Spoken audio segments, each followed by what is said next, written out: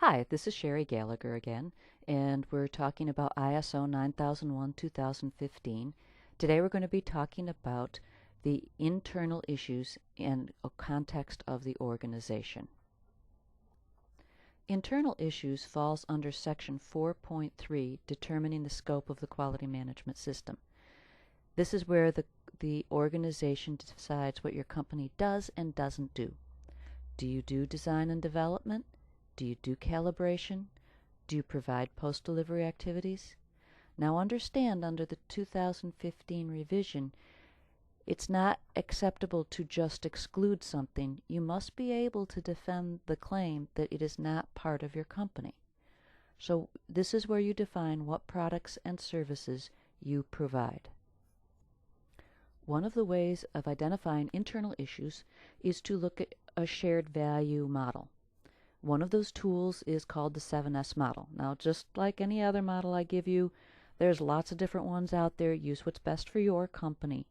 But I'm going to demonstrate this through the 7S model. So what are the 7 S's? Well, there's strategy, structure, skills, systems, staff, style, and they all contribute to become the shared values. Now, the shared values are broken down into hard elements and soft elements. Typically, the hard elements are easier to identify. They're your strategy, the structure of your organization, and the systems that you use. Let's start with strategy. Strategy answers some questions. What is the purpose of this business? What is its competitive advantage? Why would someone want to buy from your company instead of a competitor? This is going to be your guiding principle of businesses that you get into and orders that you take. The second S is structure. This is what keeps everyone working toward the same goals all the time. Do you have stand-up meetings every morning? How is it that you communicate and keep everybody working in the same direction instead of going in different directions, having different silos and building their own little empires?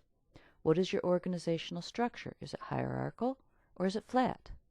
What are your coordination mechanisms? How does something get handed off from one group to another? The third hard S is systems.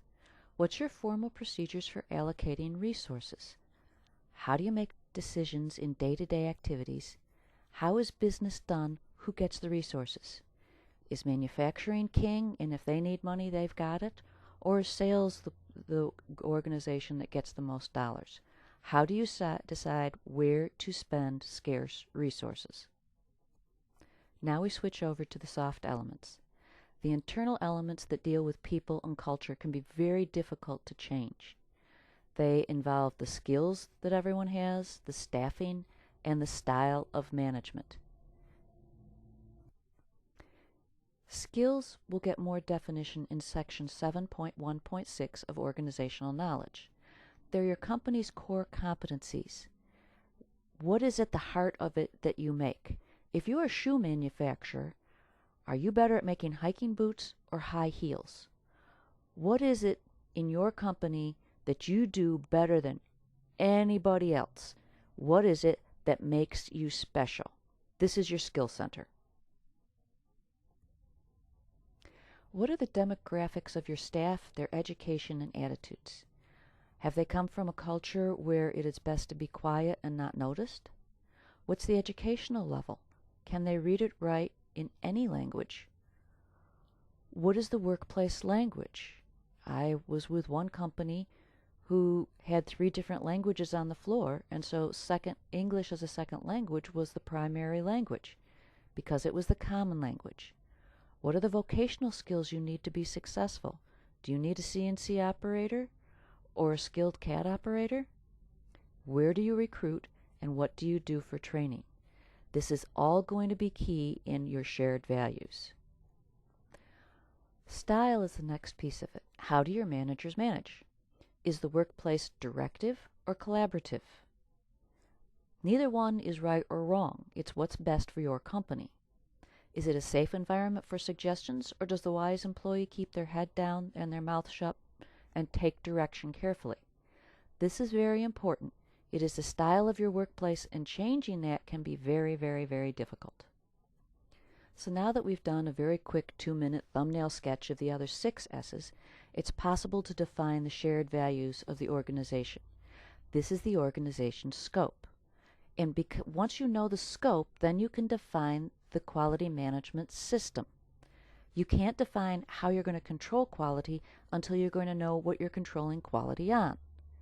The scope is required to be documented information, and it needs to be available to the auditor or a potential client or customer.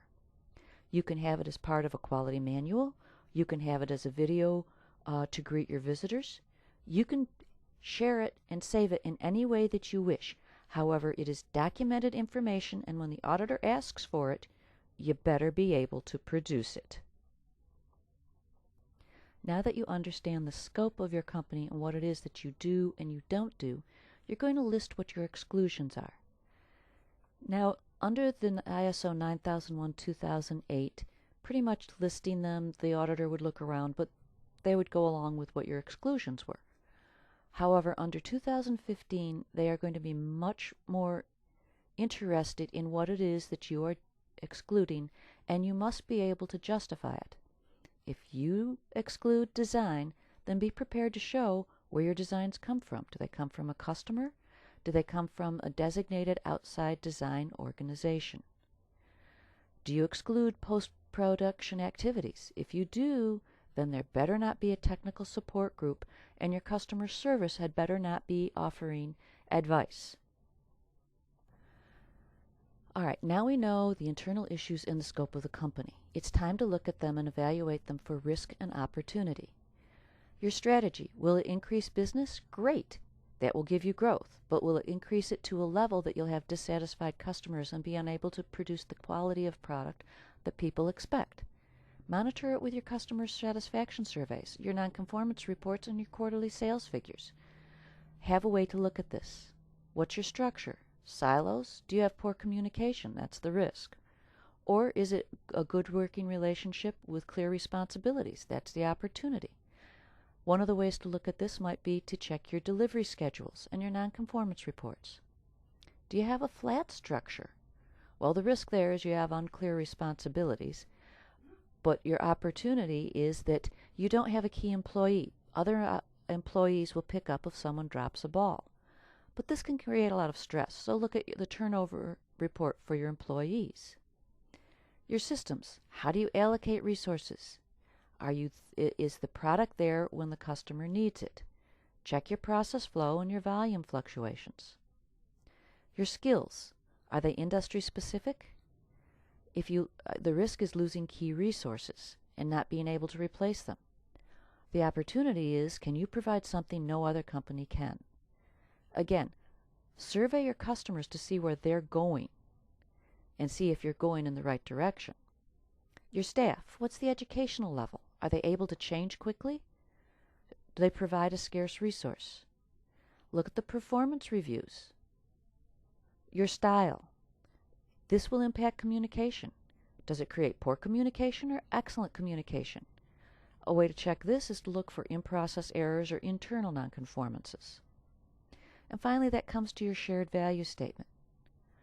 What makes your company different? Is it something that really actually matters to the customer? Is it a key decision factor, which is an opportunity for growth? Or is it something that they really don't care about, but you do?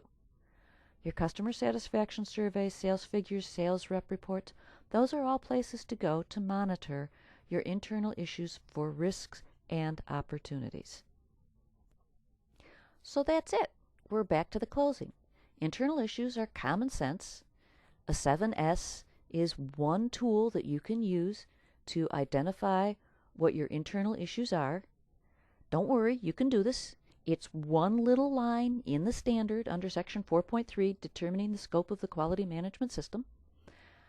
There's going to be additional videos coming out. The next one will be on external issues.